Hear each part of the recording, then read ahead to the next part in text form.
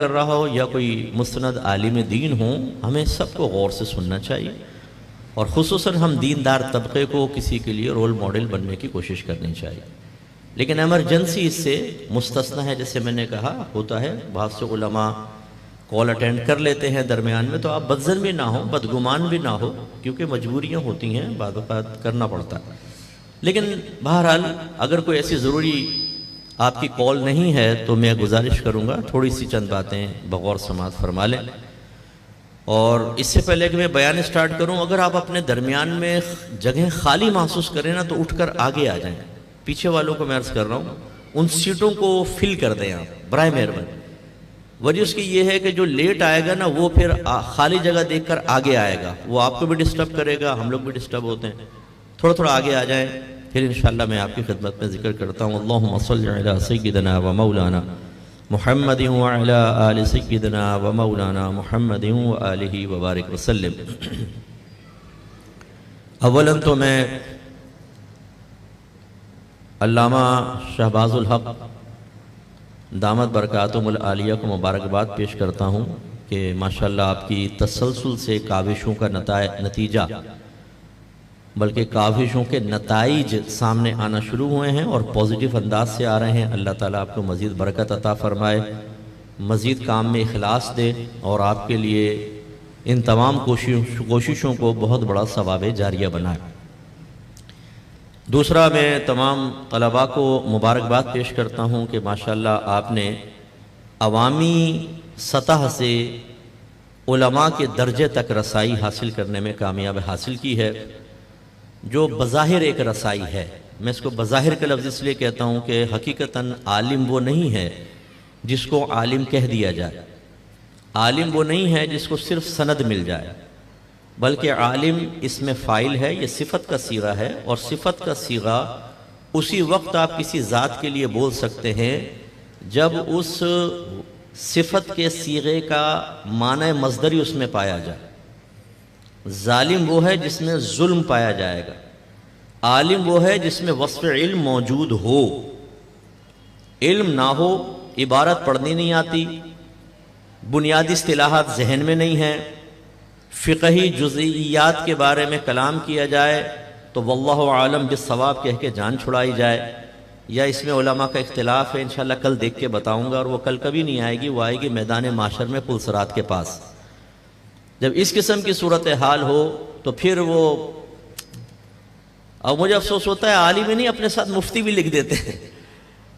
یار آپ عالم تو بن جاؤ پہلے۔ تو مجھے میرا حسن ظن ہے کہ جو بچے فارغ ہوئے ہیں ماشاءاللہ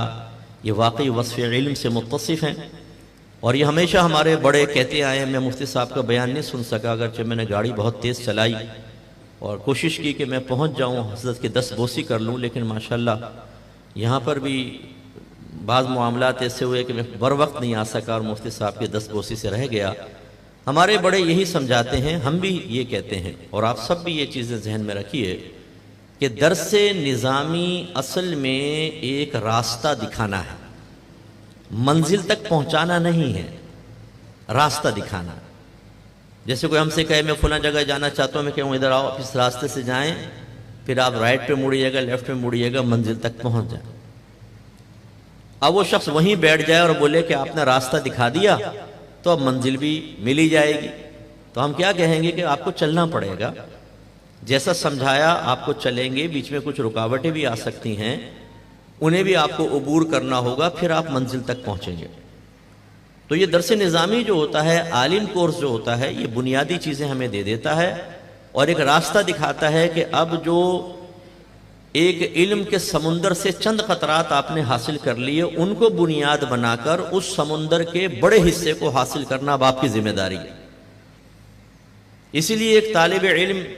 اگر فارغ ہونے کے بعد اپنے نام کے ساتھ علامہ لکھ کر یہ سمجھتا ہے کہ اب مزید مجھے علمی ترقی کی ضرورت نہیں، تو وہ شدید غلطی پر ہے۔ سیدہ عائشہ صدیقہ رضی اللہ تعالی عنہا فرماتی ہیں کہ نبی کریم صلی اللہ علیہ وسلم کے اصحاب بڑھاپے تک علم حاصل کرتے رہتے تھے۔ یاد رکھیں کہ علم کا کوئی کنارہ ہی نہیں ہے، اللہ تعالیٰ نے علم کی کوئی حد رکھی ہی نہیں، اگرچہ ہم اللہ کے علم کے مقابلے میں مخلوق کے علم کو محدود مانتے ہیں کہ اس کی ایک حد ہے، لیکن وہ حد ہے کہاں یہ ہمیں نہیں پتہ نہیں چلتا۔ سمندر محدود ہے، لیکن آپ سمندر کے کنارے کھڑے ہو کر دیکھ لیں، آپ کو اس کی آخری حد نظر نہیں آئے گی۔ اس کا مطلب یہ ہے کہ جب ہم فارغ ہوتے ہیں تو ہمارے ہاتھ میں ایک ڈول دے دیا گیا ہے، بھرو اور نکالتے جاؤ، بھرو اور نکالتے جاؤ، بھرو اور نکالتے جاؤ، اس سے فائدے حاصل کرو، سیراب ہوتے رہو، لیکن اس میں کمی نہیں آئے گی۔ تو اس لیے میں اپنے اکیڈمی کے ٹیچرز کو بھی سمجھاتا ہوں کہ استاد بن جانے کے بعد اگر آپ نے اپنے علم کو محدود کر لیا اور یہ سوچا کہ اب تو ہاتھ چومنے لگ گئے ہیں، شاگرد بن گئے ہیں، کوئی پاؤں دبا رہا ہے، کوئی ہاتھ دبا رہا ہے، کوئی پانی لا کر دے رہا ہے، کوئی علامہ کہہ رہا ہے، کوئی مفتی لکھ رہا ہے، پوسٹرز میں نام آنا شروع ہو گیا، اس کے بعد مزید علمی ترقی کی ضرورت کیا ہے؟ جب آپ یہ سوچیں گے اسی وقت آپ دین کو، اپنے مسلک کو بہت بڑے فائدوں سے محروم کر دیتے ہیں۔ اس لیے ہماری کوششوں میں، ہماری سوچوں میں، ہماری فکر میں جمود طاری نہیں ہونا چاہیے، اور حل من مزید، حل من مزید، حل من مزید۔ اگر عبارت حل ہو گئی ہے، عبارت اچھی آتی ہے، حاشیہ حل کر کے دیکھیں۔ میں ٹیچرز کو کہتا ہوں بڑی بڑی کتابیں عربک لیں، حل کر کے دیکھیں، آپ کو آ رہا ہے اس کا ترجمہ، آپ مفہوم اخذ کر سکتے ہیں، بالکل ایسے آپ پڑھ کر ایسے مفہوم اخذ کر سکتے ہیں کہ جیسے آپ اردو کا رسالہ پڑھ کے فوراً بات کو سمجھ رہے ہوں۔ جب تک اس حد تک نہیں پہنچیں گے آپ بڑی کتابوں سے مکمہ حقہ فیض حاصل کر ہی نہیں سکتے، کیونکہ ڈکشنری لے کے بیٹھ جائیں گے کہ ایک عبارت کو حل کرنے کے لیے تو گئے کام سے۔ پھر آپ نہ تحقیقی مقالہ لکھ سکتے ہیں، نہ آپ تحقیقی مواد جمع کر سکتے ہیں، نہ کسی کا رد کر سکتے ہیں۔ اور جیسے شرح عقود رسم المفتی میں علامہ ابن عابدین شامی صاحب رحمۃ اللہ علیہ مشورہ یہی دیتے ہیں کہ آپ کوئی بھی بات پڑھیں، کسی نے بھی نقل کی ہو، اصل مراجع کی طرف جائیں، اصل ماخذ کی طرف جائیں۔ اگر ایک آیت لکھی ہے قرآن پڑھیں، حدیث لکھی ہے دیکھیں کون سی حدیث کی کس کتاب میں، وہاں تک پہنچیں آپ۔ فقہی عبارت ہے، ایک شرح کا مسئلہ ہے، فتاوی سے کوئی بات نقل کی گئی ہے، آپ اصل مرجع کی طرف جائیں۔ مثلا آپ بہار شریعت پڑھ رہے ہیں، اس میں لکھا ہے فتح عالمگیری، رد المعتار، در مختار، قابل اعتماد کتاب ہے، لیکن اکابرین مشورہ دیتے ہیں کہ آپ عالمگیری کھول کر دیکھیں یہ مسئلہ وہاں پہ لکھا ہوا ہے، اور ہمارا مشورہ مان کر دیکھیں، صاحب بہار شریعت ہوں یا کوئی بھی بعین ہی تو مسئلہ نقل نہیں کرتے، آدھا مسئلہ وہاں لکھا ہوتا ہے، آدھا مسئلہ اپنے پاس سے وضاحت کے لیے چیز لکھتے ہیں۔ اگر آپ یہ سمجھیں گے یہ ٹوٹلی لفظ بلفظ وہاں کا ترجمہ ہے، یہ آپ کی مسٹیک ہوگی۔ یہ ہو سکتا ہے کہ آدھا وہاں سے لیا، باقی وضاحت کے لیے جملہ کہا، اور آپ نے اگلے جملے کے بارے میں کوڈ کرتے ہوئے کہہ دیا کہ رد المعتار میں یہ لکھا ہوا ہے، عالمگیری میں لکھا ہوا ہے، دیکھیں گے وہاں ملے گا ہی نہیں۔ آپ سامنے والا کہے گا آپ نے تو حوالہ دیا تھا عالمگیری کا، یہ تو بات وہاں لکھی نہیں ہے۔ تو یہ صاحب بہار شریعت نے یہ کہاں دعویٰ کیا کہ میری بہار شریعت میں لکھا ہوا ہر لفظ عالمگیری میں آپ کو ملے گا؟ علامہ غلام رسول سعیدی صاحب رحمۃ اللہ علیہ کی میں نے ایک بات پڑھی، آپ نے کہا کہ میں نے تفسیر کبیر کو اتنی دفعہ پڑھا کہ شاید کسی نے اتنی مرتبہ نہیں پڑھا ہوگا۔ تو جو آپ ٹیچرز یہاں تشریف فرما ہیں، ہم علماء کو بھی چاہیے تفسیر کبیر پڑھ کر دیکھیں، آپ کو مفہوم پتہ چل رہا ہے آپ کیا فرمانا چاہتے ہیں۔ ادق ترین عبارت، آپ کا علم اتنا وسیع کہ ایک ایک جملے کے اندر علمی سمندر۔ سعیدی صاحب جیسی عظیم ہستی کہتے ہیں میں نے بار بار اس کو پڑھا اور پھر میں نے اس کو پوری اس کو تفسیر کبیر کو پڑھ کر سمجھا۔ اس کا مطلب ہے اگر ایک جگہ پر جمود طاری ہو جائے اور آپ اور ہم یہ سمجھیں کہ بس ہم کامل و اکمل ہو گئے، آپ کبھی بھی کامل و اکمل نہیں ہو سکتے، آپ ناقص رہیں گے۔ اور میدان معاشر میں یاد رکھیں اللہ تبارک و تعالیٰ کی طرف سے انعامات سب سے زیادہ کامل و اکمل کو دیا جائے گا، ناقص کو نہیں۔ اس لیے دنیا کو نہ دیکھیں۔ یہ بچوں میں آپ خاص طور پہ آپ کی خدمت میں گزارش کر رہا ہوں، اور ضمناً میں خود بھی اپنے آپ کو بھی کہہ رہا ہوں، اور کوئی اگر ٹیچرز وغیرہ مجھے سماعت فرما رہے ہیں میں ان کی خدمت میں بھی گزارشات پیش کر رہا ہوں کہ اصل مقصود، اصل مرجع آپ کا ہونا چاہیے اللہ تعالیٰ کی رضا، اور میدان محشر میں اس کی بارگاہ میں پہنچ کر انعامات کی تحصیل۔ یہ جب آپ رکھیں گے پھر آپ یہ نہیں دیکھیں گے کہ مخلوق میری تعریف کر رہی ہے کہ نہیں کر رہی، وہ حوصلہ شکنی کر رہی ہے کہ نہیں کر رہی، آپ اللہ کی رضا کے لیے مائل بترقی رہیں گے۔ امام اعظم ابو حنیفہ رضی اللہ تعالیٰ عنہ کو کسی نے خواب میں دیکھا، یہ در مختار کی ابتدا میں یہ خواب نقل کیا گیا ہے، اور آپ سے پوچھا کہ آپ کو اللہ تبارک و تعالی نے اتنا بلند مقام کس سبب سے عطا فرمایا؟ یہ ہمیشہ یاد رکھیں، جو اکابرین جواب دیتے ہیں وہاں پہ حصر مقصود نہیں ہوتا کہ صرف اسی وجہ سے ہوا، اور بھی اسباب ہوتے ہیں، لیکن وہ مین سبب ذکر کرتے ہیں۔ امام اعظم رضی اللہ تعالیٰ عنہ نے فرمایا اس وجہ سے کہ میں نے علم حاصل کرنے میں کبھی شرم نہیں کی، اور جب اللہ نے مجھے علم دے دیا تو میں نے اس کو روکا نہیں، دوسروں تک پہنچا دیا، تو اللہ نے مجھے یہ مقام و مرتبہ عطا فرمایا۔ کسی بزرگ کا بڑا پیارا فرمان ہے، میں نے یہاں بٹھایا ہوا ہے بہت عرصے سے،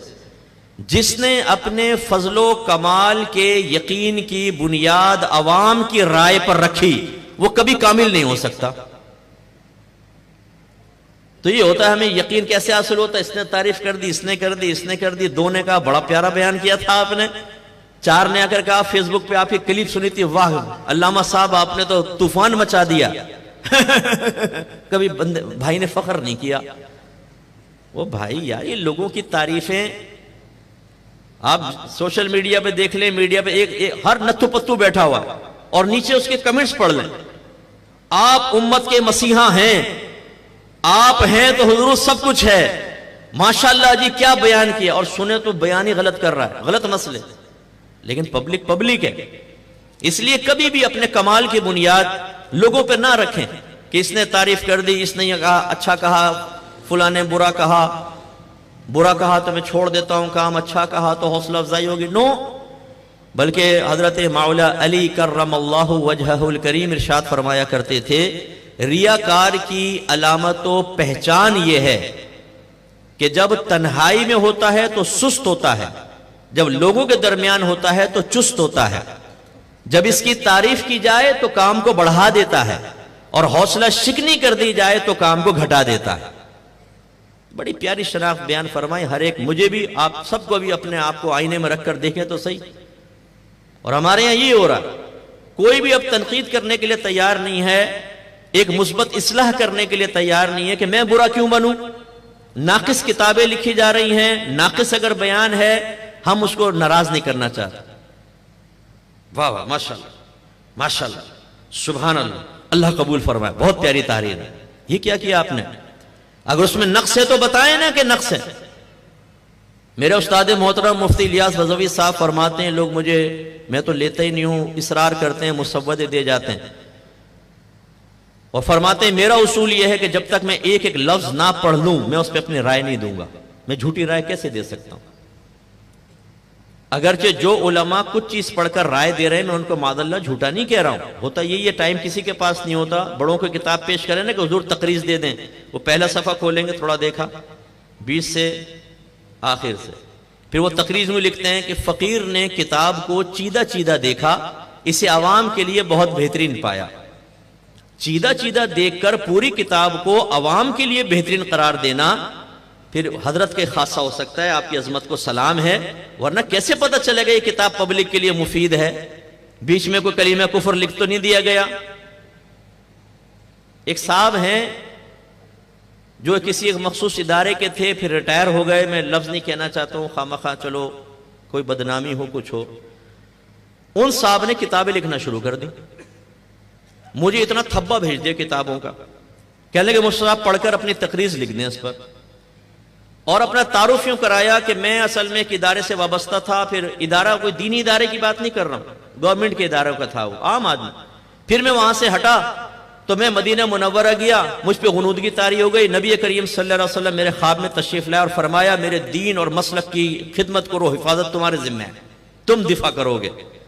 تو بس جب سے نبی کریم نے فرمایا میں نے لکھنا شروع کیا، میں دفاع کر رہا ہوں، تو یہ میں نے کتابیں آپ کو بھیجی ہیں، ذرا تقریر لکھ دیں۔ آپ یقین کریں میں نے کچھ صفحات یہ پلٹے، کفریات سے بھری ہوئی کتابیں تھیں۔ خلاصہ کلام یہ ہے، اگر آپ درجہ کمال پر پہنچنا چاہتے ہیں تو مخلوق کو چھوڑ دیں، خالق پر توجہ رکھیں، نبی کریم پہ توجہ رکھیں، اپنے عصر کے، اپنے زمانے کے ان علماء سے رابطہ کریں جو بلا لومت لائم بالکل صحیح تنقید برائے اصلاح کرتے ہیں، آپ کامل ہو جائیں، اور ہم اسی کو پسند نہیں کرتے۔ ہم اپنے تمام تر نقائص کے باوجود یہ چاہتے ہیں کہ جس کے پاس جاؤں وہ پروٹوکول دے، عزت دے، احترام کرے، میری غلطیوں کو نظر انداز کر کے میرے لیے مثبت کلمات کہتا رہے، وہ بہت اچھا ہے۔ اور اگر کسی نے کہا حضور یہ کتاب تھوڑا صحیح نہیں لکھی، یہ دیکھیں جملہ ایسا، پھر باہر نکل کے کہتے ہیں آتا جاتا کچھ نہیں ہے، خامخواہ۔ ارے آتا جاتا کچھ نہیں ہے، ابھی تو آپ تقریر لینے گئے تھے وہاں پر، اگر انہوں نے مثبت تنقید کر دی آپ کا موڈ آف ہو گیا، یعنی کیا مطلب، کیا چاہ رہے تھے؟ آپ کی کتاب کو جانچا پرکھا نہ جائے، بلکہ آپ کے منہ سے میں انگلیاں ڈال ڈال کے الفاظ نکالتا جاؤں گا، وہ الفاظ درج کر دیجئے آپ۔ یہ کیا بات ہو گئی؟ اور ایسے لوگ کبھی کامل نہیں ہوتے۔ اس لیے میرے بچوں یاد رکھیں، ہمیشہ صاحب الرائے سے مشورہ کریں، ہمیشہ دیانتدارانہ تجزیہ کرنے والوں کی بارگاہ میں اپنے آپ کو پیش کریں اور کہیں کہ بتائیے میں کیسا ہوں، اگر آپ چاہتے ہیں، اور یا اتنا اپنا علم بڑھائیں، احتساب کا ایسا ملکہ حاصل کریں، سوچ اور فکر کو اتنا گہرا کر دیں کہ کوئی آپ کا احتساب نہ کرے، بلکہ اکابرین کے قول کے مطابق انہوں نے ارشاد فرمایا انسان سب سے بڑھ کر خود اپنا محاسب ہے، کیونکہ آپ کو کیا پتا میں تنہائی میں کیا کرتا ہوں، آپ کو کیا پتا میرا گھر میں رویہ کیسا ہے، مجھے احتساب کرنا ہوگا نا۔ آپ تو میرے ظاہر کو دیکھ کر فیصلہ کریں گے، میرے امامے کو دیکھیں گے، داڑھی کو دیکھیں گے، اگر میں آپ سے جھک کے ملوں گا اور ابھی میں مائک پہ کہوں میں کتا کمینہ ہوں، آپ کے قدموں کی خاک ہوں گے، کیا مفتی صاحب کی عارضی ہے، سبحان اللہ، یہ آپ ظاہر کو دیکھیں گے، لیکن میں اپنا احتساب کر سکتا ہوں کہ میں کیا ہوں، کس مقام پر ہوں۔ اور سب سے بیسٹ میں کہتا ہوں یہی ہوتا ہے، انسان سب سے بڑا خود تنقید نگار اپنی ذات کے لیے بن جائے اور اپنی اصلاح کرے اور اپنے آپ کو کامل و اکمل کرنے کی کوشش کرتا رہے۔